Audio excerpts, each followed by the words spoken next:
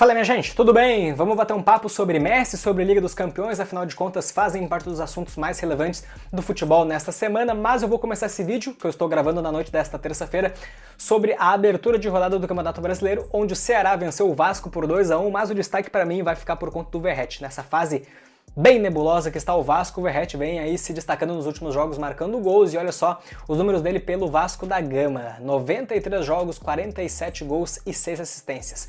Números que, se o Vasco fosse um pouquinho melhor, acho que os números do Verratti seriam potencializados. Mas enfim, apenas uma curiosidade pra gente começar o vídeo, tá certo? Vamos falar um pouco agora sobre Barcelona. Eu não consegui fazer um vídeo sobre o jogo de ontem, enfim, toda uma correria danada. Aliás, não fiz vídeo nem sobre o jogo do Messi, do Inter Miami, no final de semana, e a gente vai chegar lá, tá? Mas vamos aqui por ordem então. O Barça, que teve imensas dificuldades, se esperou uma coisa talvez até um pouco mais fácil. Acho que o Barça não se preparou o suficiente para enfrentar um Dortmund que estava muito motivado a, quem sabe, conseguir algo histórico, que seria uma classificação que beirava o impossível de conseguir. Enfim, acho que em algum momento até o Dortmund se animou o suficiente para ver até que ponto conseguiria chegar, mas aí quando o jogo já estava 2-0, o zagueiro ele acabou fazendo um gol contra e no fim das contas a coisa meio que deu uma brochada. Mas mesmo assim o Dortmund ainda continuou pressionando em cima. Acho que o Barcelona fez um dos seus piores jogos com o Hans Flick dentro dos grandes jogos, né? A gente viu um Barcelona sendo muito incisivo e pressionando bem os adversários nesses jogos grandes, especialmente na Liga dos Campeões ou até mesmo contra o Real Madrid, independente da competição. Mas dentre esses jogos então de grande importância, acho que foi o pior que o Barça fez.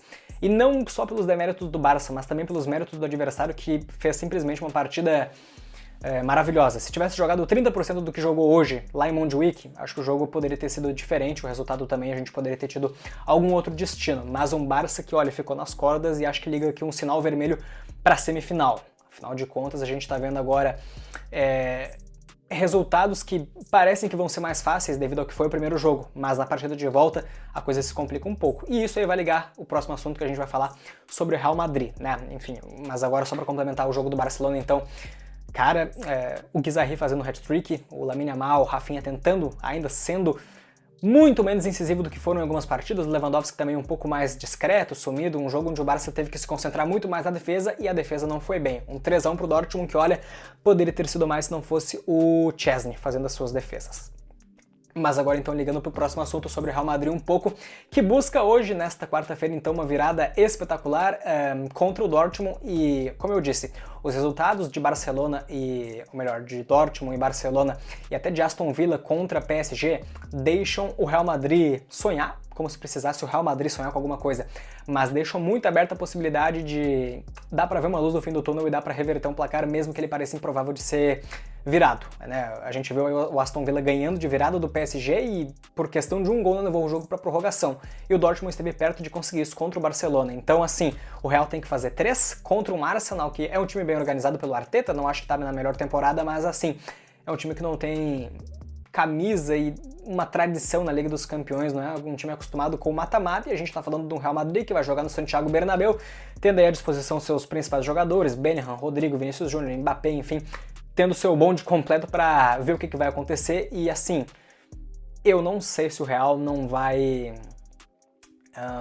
conseguir uma classificação. A gente já viu esse time virar há pouco tempo atrás, aí, assim, para pegar um recorte mais recente de 2, 3 temporadas atrás, viradas inacreditáveis contra Manchester City, enfim, classificações espetaculares com o Real fazendo viradas inéditas nos últimos minutos, então nada me tira da cabeça de que esse jogo vai sim dá muito trabalho pro Arsenal. Quando acabou o jogo na ida, aquele 3-0, lá na Inglaterra, a gente ficou com uma expectativa talvez assim que, pô, o Arsenal mandou na partida, o Real simplesmente não jogou nada.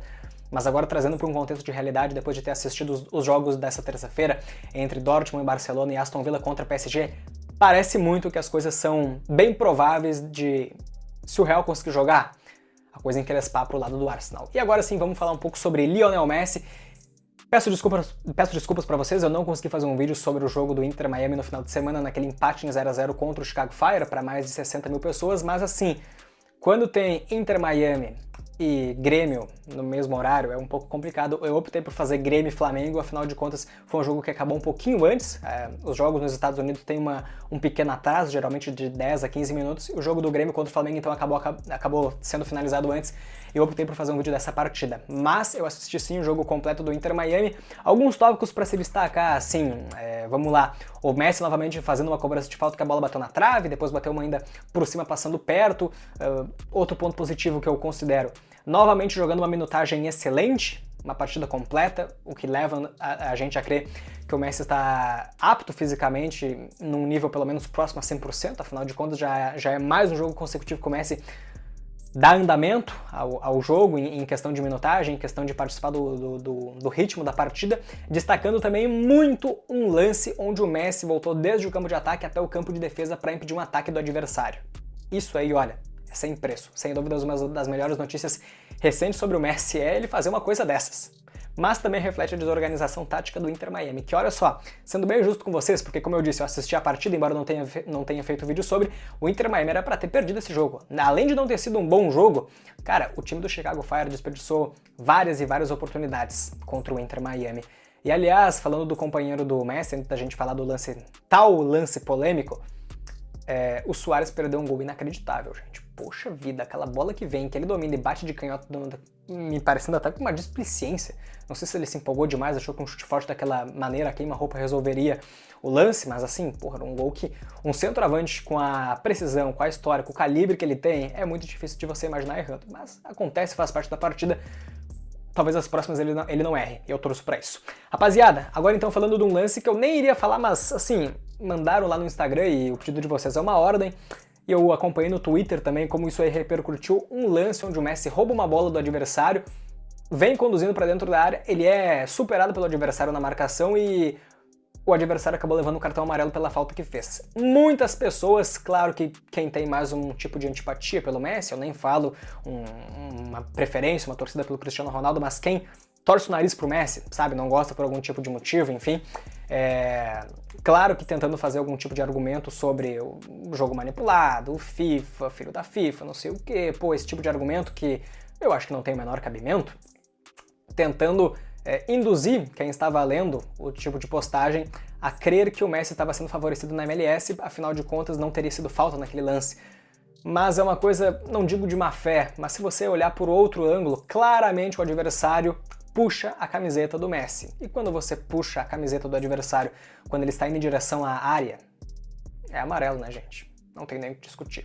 Mais uma polêmica aí que, como vocês viram no print aí, pela repercussão que deu, o número de curtidas e visualizações, tomou conta da internet. Eu peguei uma postagem para fazer como referência de uma página ali da Doentes por Futebol, mas várias pessoas compartilharam isso levando como uma verdade absoluta que o Messi é levado a ser ajudado, enfim, cara, uma coisa que não tem o menor cabimento. Eu não consigo nem acreditar que tem gente que acha, tipo, a Copa do Mundo, todo aquele contexto, os pênaltis, pelo amor de Deus. Olha a assistência contra a Holanda, a assistência contra a Croácia. Até parece que a FIFA vai pagar os jogadores adversários para deixar o Messi sambar na cara deles. É talento puro, mas por algum motivo algumas pessoas tentam menosprezar de alguma forma. E eu sinceramente não entendo por quê. Eu queria que todo mundo pudesse apreciar a magia que é a gente ter um jogador como esse ao longo dos seus 37 anos ainda fazendo chover dentro de campo. Seja onde for. Pode ser Estados Unidos, pode ser Europa, pode ser América, pode ser em qualquer lugar que o Messi ainda vai ser um extraterrestre perante os outros jogadores, tá certo? Rapaziada, é basicamente isso que eu queria falar com vocês. A bem da verdade, o Inter Miami com esse empate em 0-0 contra o Chicago Fire ficou em quarto na MLS, com um jogo a menos ainda, é verdade, então pode recuperar essa pontuação e de 15 aos 18 pontos, mas assim, a gente sempre fica com a expectativa do time do Messi ganhar, e quando não acontece os adversários acabam ultrapassando. Mas claro que ainda tem muito campeonato pela frente, Deus o livre, não tô fazendo nenhum tipo de crise, né? Mas enfim, rapaziada, é basicamente isso então que eu tinha pra falar com vocês. Se gostou do vídeo, aquele pedido muito humilde de sempre, deixa o like, se inscreve no canal, não custa nada, é de graça, compartilha o vídeo pra ajudar o canal a crescer, e agora sim a gente bater a meta de 14 mil inscritos, né, e sair do número 13 o mais rápido possível, tá certo? Rapaziada, brigadão então, beijo pra vocês, uma ótima quarta-feira de Liga dos Campeões e do jogo do seu time também, provavelmente, já que hoje tem Brasileirão. Até mais!